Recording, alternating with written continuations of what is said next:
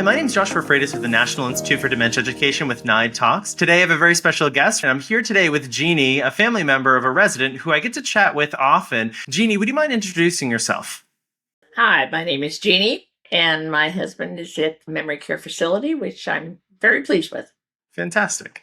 And I really want to dig down into this, Jean, because you have a thirst to help other family members. And I've seen this a lot when we have family members that are moving in or doing something. You're always like, how can I help? How can I jump in? What advice would you give to other family members when they first find out that their loved one has a diagnosis? I think I found for me, I wanted to always keep it honest with my husband.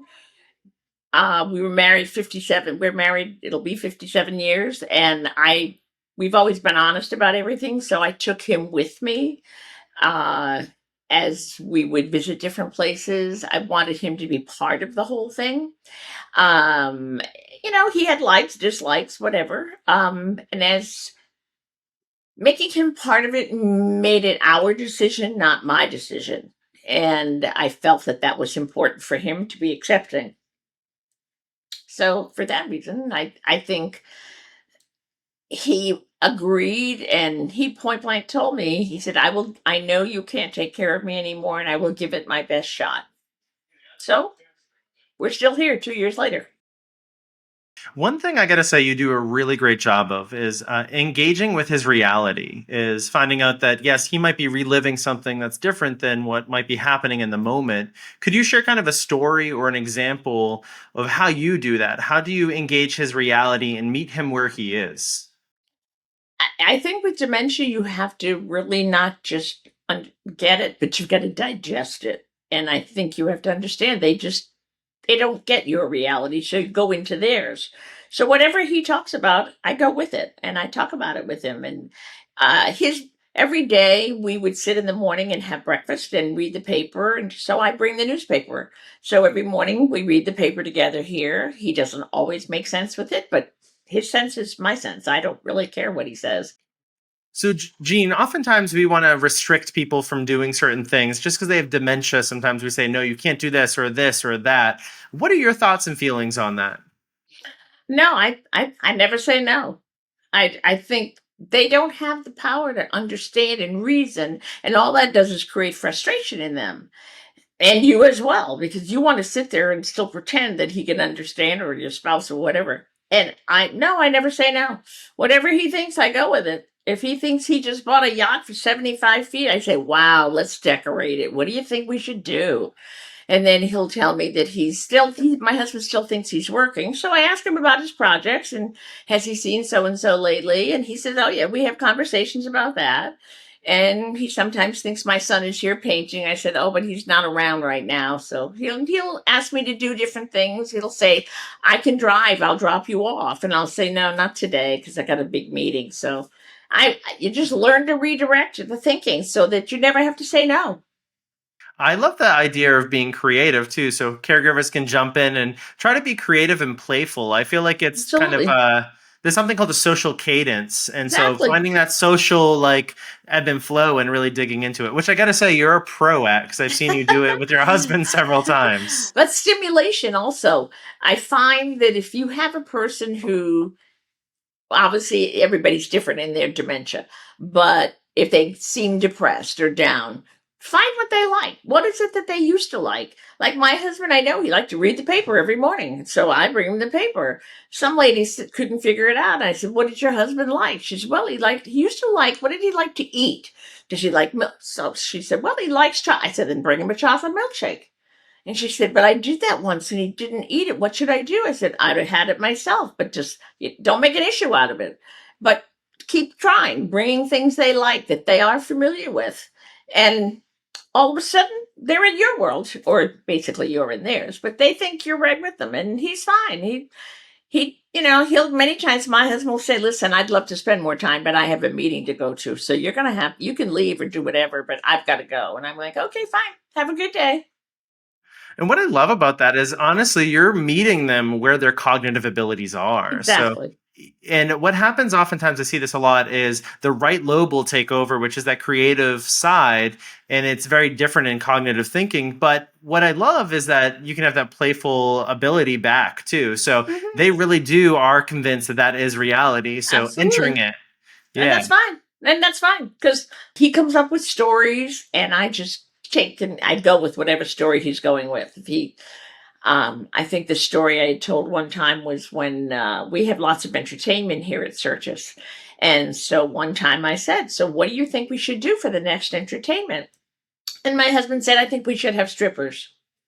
And I said, "Well, all right. So what are we going to do with these strippers?" And we had poles in place. I said, "Well, how about pole dancers?" So then everybody that walked in, he was giving them a name. He was talking about the tassels that we're going to have to be wearing, and he was going to do the interviews. But I made him laugh, and that's my objective: is every day to make him laugh. So whatever silliness we go through, if he does, it's not real to him. I just go with it.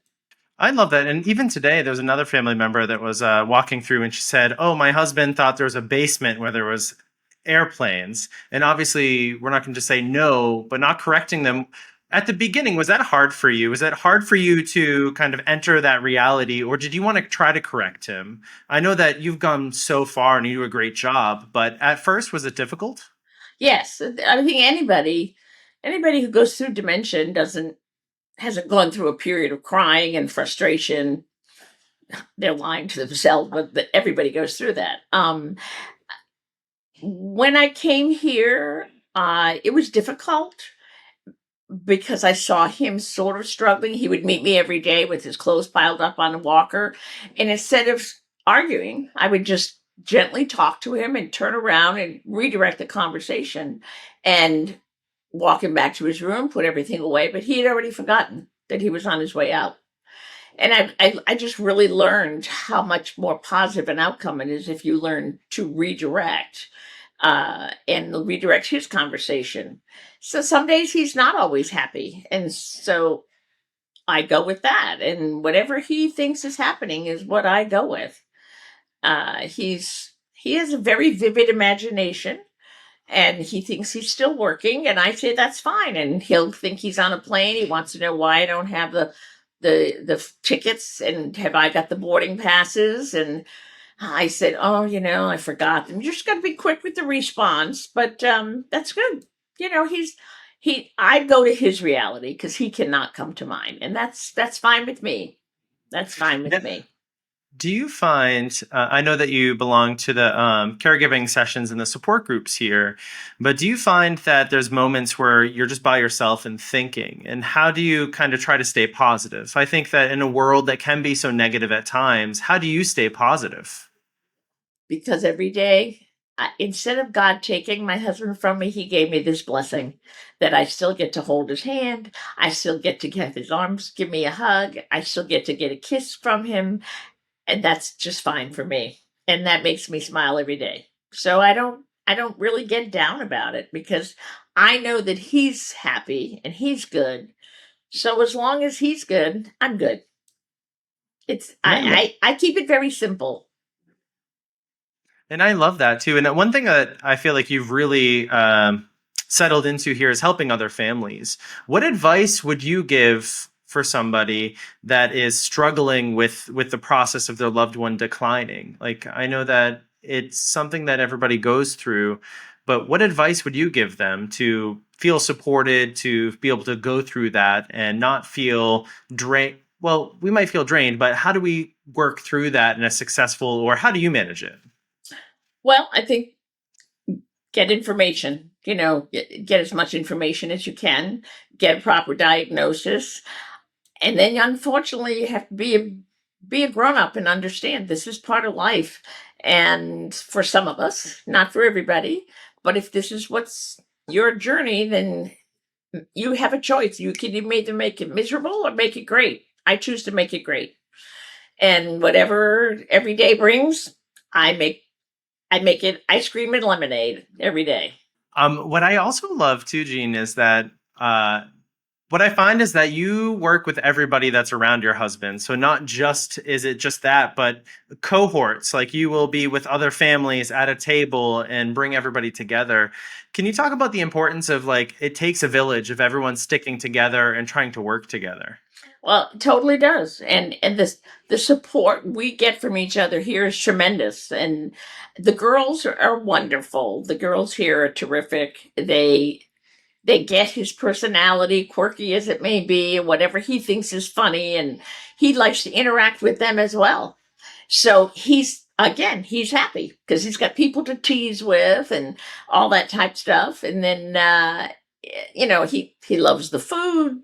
So food time, lunch is always great. He always says how wonderful the food is and how much he enjoys that. And but if there's somebody struggling, I remember how much I struggled. And if I can help somebody not struggle, I'm more than happy to be somebody. I have no problem going up and sitting down with them, meeting them for coffee, going to lunch or anything to help people get with the program. And I do find so many. I just the other night had a phone call from a friend whose husband is starting, and she's in denial, and I know this, and I said you have to accept it, and you have to understand because you're going to be miserable. You're going to go home and be miserable, and I also, because I have him here and I come every day and it's been 2 years, but I go home, but I have a life besides. So the fact that I get a place to relax, when I come here, I'm the best I can be. And that's what I want to do. I want to be the best I can be for him. Jeannie, as you know, that sometimes accepting things can be really tough. One thing I always suggest to families is that they go and look at the 5 stages of grief. And you'll see depression right before acceptance. And really, that can be a good tool for people to figure out what are those barriers to get to the next thing to accept that. So I always suggest that to families. If you could go back and do anything differently, what would you do differently? Hmm. I really can't say because I kept him at home as long as I possibly could. But then I fell and broke my arm, and I just couldn't care for him anymore. I think just maybe be aware earlier on in the process. Sometimes you excuse their behavior. You say, well, he's just getting older. He's this, he's that. And that's really not true. It was signs, but I was not seeing them. So as much as you can, educate yourself, because you don't pick up on the beginning signs. You excuse it. That's what I did, at least. And I find friends that are going through the same thing. They do the same thing. They excuse the behavior, and I keep telling them, no, this is the beginning. So do as much research. I like to research things, and Where would you suggest for people to go for resources? there's lots of good books that you can do. You can talk to your doctor. Uh, we have there's a great support group here in where I am, and I go to the support group there, and that's wonderful because you can go in the beginning stages, and people will open your eyes to it. I go all the time, but I'm now at the other end of the spectrum, so I can help people be awake and aware and say, no, he can't drive. You can't excuse that. You can't say, oh, it's okay. He only goes a short distance. We waken them up to, no, you can't do that. So any support groups you go to, and we've got one here, and I enjoy the support groups because I learn, but I also can help people, and I like helping. Jean, what other things? I know that you talk about writing a book and helping families. So I kind of wanted to dig down into that. Is what things do you think you can contribute back to help other people? To plant that seed and then challenge you to write a book. But that aside, so um, I just think the more advocacy that you have for people, because it's a very lonely journey in the beginning. So in your own mind, you selfishly are thinking only of you and your mate, your spouse, or your mother, or your father, or whatever. And you've been through the anguish, you've been through the crying, and you've been through what am I going to do? How am I going to? And it's almost like the light at the end of the tunnel when you have somebody just put their hand around your shoulder and say, hey, I know what you're going through. I'm there. sit and talk to me. And I have many people call me, and I'm more than willing to help anybody at any time, because then you realize you're not walking alone. Somebody else understands. And when we get together here at Searches, we're all good because we're all on the same page. We all get it. And we laugh, we joke at the silliness and some of the conversations our spouses have. And my husband is a comedian, so he likes to entertain everybody with his nonsense. But we all laugh and he laughs, so that's good. He laughs with us.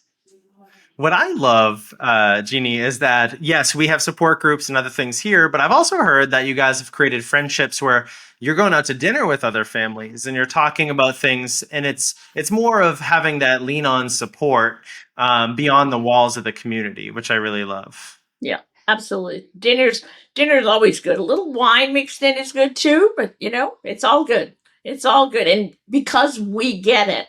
And unfortunately, we see people come to visit and their eyes are like a deer caught in the headlights, and it's like, no, it's really not. It's fine. And once you live it and you realize how happy they are.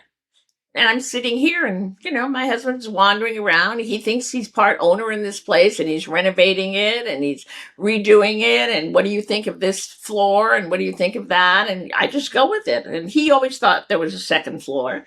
So how I handled that was, I don't argue anything. So I said, well, then show me where the second floor is. So he took me over to this steering wheel that's on a wall. And I said, "Oh, what do I do?" And he said, well, turn it. So I did exactly what he said. Turn 4 to the right, 3 to the left. And I looked at him and I said, but it still doesn't open. And he was like, well, I'll have to find it. I said, okay, that's just another, but just go, just have fun with it. Just have fun with it.